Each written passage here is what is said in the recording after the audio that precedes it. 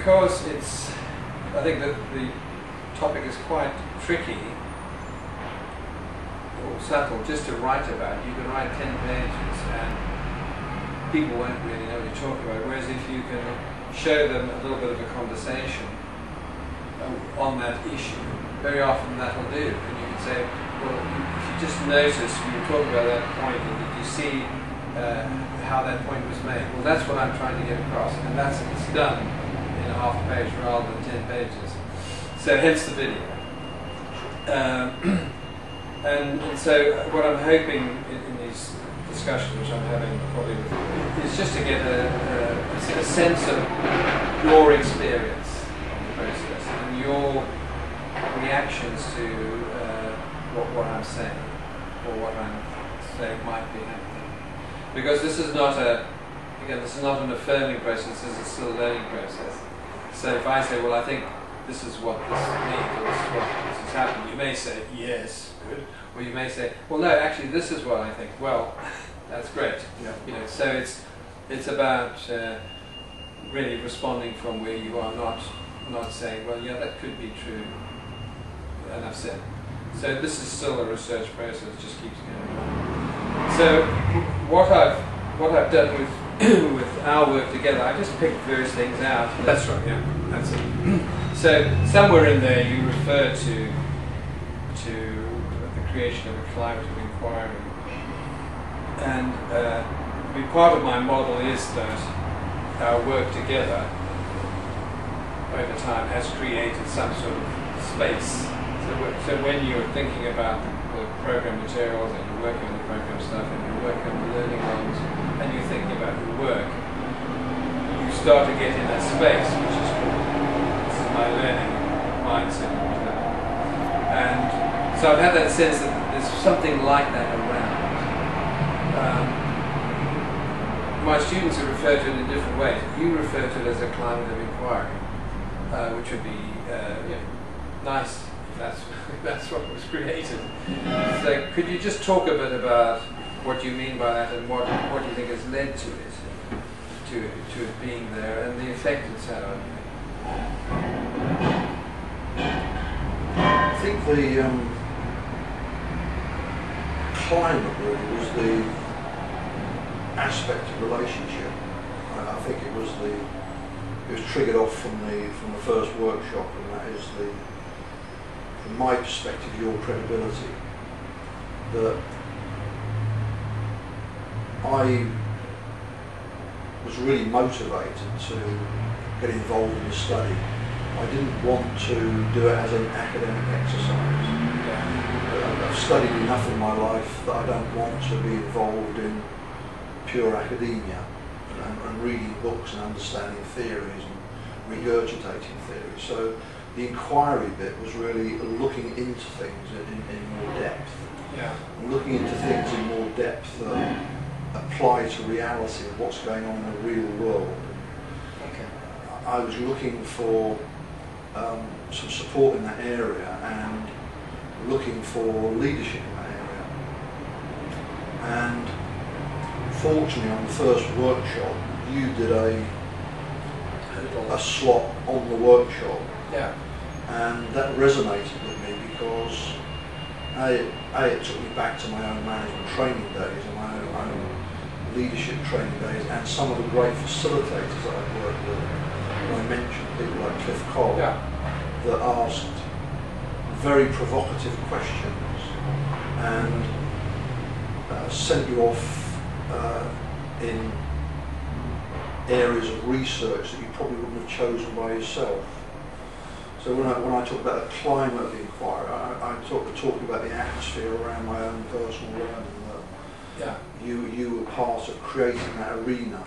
Okay. And then I was aware of you being in that arena, and that you had, by the end of that workshop, you had in my mind, my mental avatar was that you were something that really knew what they were talking about. Okay. So there was that initial kickoff, which could have died a death or a one-shot wonder. Yes. But I'm assuming that I must have done some other thing with you that kept that going or increased its intensity or whatever. Through the program. Yeah. Yes, without a doubt. Yeah. That's gathered momentum and brought us to where we are now, because one of the things I wrote down there was high levels of trust, you have high levels of credibility in my own view. Yeah. What you say resonates with me, what you say challenges me and confronts my own understanding of the world and certainly understanding of leadership. So it was the just fleeting comments in the log that stopped me in my tracks. Which you point to every now and again. Yes. Yeah. Yes. So it's a mixture of that initial rapport and then a series of fleeting things which came your way every week and so on, and some of which had more buzz than others, which might be challenges or provocations, or have you had a look at this, or what about that? So a mixture of things kept that sense of let's think about these things. Maybe there's inquire into these things. Yeah. So I felt that you probably already had been there. Right. Yourself was my feeling. Okay. My perception was that you probably had a very, very strong handle on most of the theories, and you had a very strong handle on learning and how people learn. Yeah. So there's a little bit of mystique there. Okay. So that gave me, in my eyes, the perception of you as somebody that was really going to help me. So that was kind of encouraging you, drawing you more into it. Well, to be honest, it was creating me as a follower. It was putting me in the follower mode, because I felt within the room that you were the one that I would want as a coach. Yeah. Okay. Out of all of them. Yeah. I just felt that you were well chosen, and I was happy to become a follower because I felt that you could offer me more than I felt the others could offer me in that sense. In that inquiry. And the regular feedback process kind of maintained that image. Well, I think it added to it. It added to it because the provocative comments, although very uncomfortable, forced me into further inquiry. Forced me to quite a lot of work, actually. Against your better judgment. Well, in a strange way, you're looking to gain feedback from your leader, aren't you? And you're looking to get a recognition for the work you've done and a deeper understanding. So, in other words, in a way, I was trying to please you in what I was able to discover. So what do you think the leading was about? What was if I was the leader in this sense, what was I leading you on? That you were taking me on a journey, but I felt you knew the way.